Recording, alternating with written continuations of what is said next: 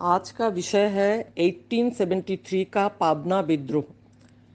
पाबना विद्रोह 19वीं शताब्दी के उत्तरार्ध में बंगाल के पाबना नामक जगह में किसानों ने जमींदारी शोषणों के विरुद्ध किया था।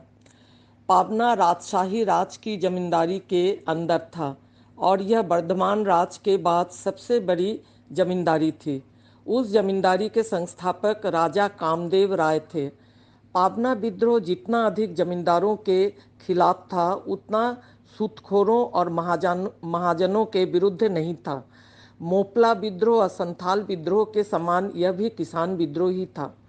1870 और 80 के दशक के पूर्वी बंगाल, जो अभी बांग्लादेश है, वहाँ के किसानों ने जमींदारों द्वारा बढ़ाए गए मनमाने करों के विरोध में विद्रोह स्वरूप रोष प्रकट किया। पाबना आर्थिक दृष्टि से एक समृद्ध इलाका था। 1859 में कई किसानों को भूमि पर स्वामित्व का अधिकार दिया गया था। किसानों को मिले इस अधिकार के अंतर्गत किसानों को उनकी जमीन से बेदखल नहीं किया जा सकता था। लगान की वृद्धि पर भी रोक लगाई गई थी। कुल मिलाकर किसानों के लिए पाबना में एक सकारात्मक माहौल था। पर आगे चलकर जमींदारों का प्रभाव पाबना में बहुत अधिक बढ़ने लगा। जमींदार मनमाने ढंग से लगान बढ़ाने लगे और अन्य तरीकों से भी जमींदारों द्वारा किसानों को प्रताड़ित किया जाने लगा, जिससे बाध्य होकर 1873 में पाबना के किसानों ने जमींदारों के शोषण के विरुद्ध आवाज़ उठाने का निर्णय लिया और किसानों का अपना एक संघ बना। किसानों की सभाएं आयोजित की गई। कुछ किसानों ने अपने परगनों को जमींदारी नियंत्रण से मुक्त घोषित कर दिया और स्थानीय सरकार बनाने की चेष्टा की। उन्होंने एक सेना भी बनाई जिससे कि जमींदारों का सामना किया जा सके। जमींदारों से न्यायिक रूप से लड़ने के लिए धन चंदे के रूप में जमा किया गया।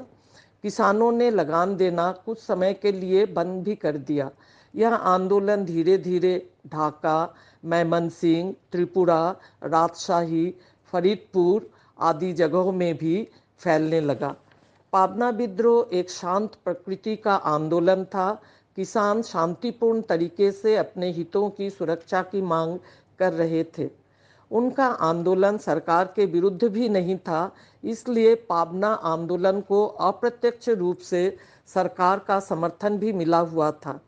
1873 में बंगाल के लेफ्टिनेंट गवर्नर कैंपवेल ने किसान संगठनों को उचित ठहराया, पर बंगाल के जमींदारों ने इस आंदोलन को सांप्रदायिक रंग भी देना चाहा। लेकिन इस आंदोलन में हिंदू और मुसलमान दोनों वर्ग के किसान शामिल थे। आंदोलन के नेता भी दोनों समुदाय के लोग थे। जैसे हिंदू में ईशान चंद्र राय और शंभू पाल थे तथा मुसलमानों में खुदी मल्लाह थे।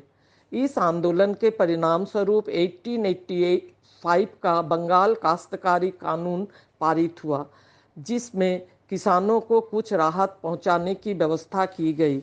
इस प्रकार पाबना विद्रोह 1873 से 1876 तक चलता रहा, जिसके कारण बाध्य होकर कानून पास किया गया और किसानों को बाध्य होकर राहत पहुंचाने की बात भी सोची गई तथा जमींदारों के शोषण से धीरे धीरे किसान मुक्त होने लगे, जो कि किसानों के लिए काफ़ी महत्वपूर्ण रहा।